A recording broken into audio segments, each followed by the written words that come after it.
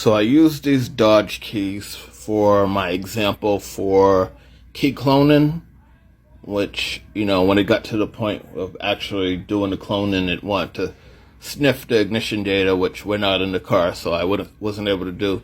But I did want to talk a little bit about these.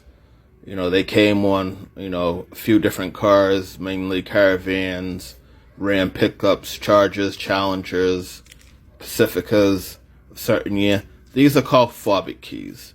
And basically what they are there's a transponder chip in here and a remote, and it's just built in one with no blade. They usually do have a blade that pops out there in case of emergencies. You could unlock the door with it. A lot of people don't realize there's actually a key blade in there. They look real similar to the Mercedes-Benz key, but how they're mainly different, the Mercedes-Benz key is actually infrared. So it's a little bit different of a process. They're shaped the same. They feel way totally different, but they're similar, as you can see.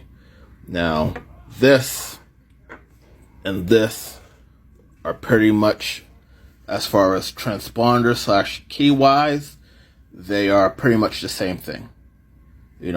Obviously this just doesn't have a remote, but the transponder is in there, just like as in this section.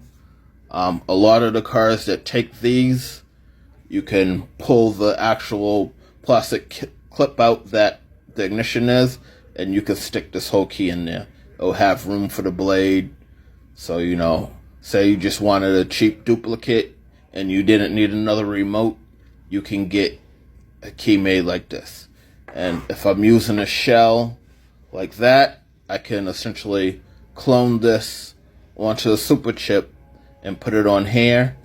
And I actually have these heads also without the blade on it, that I can just make a real quick, easily hideable key that's a clone of this without the remote that you'll be able to start the car with.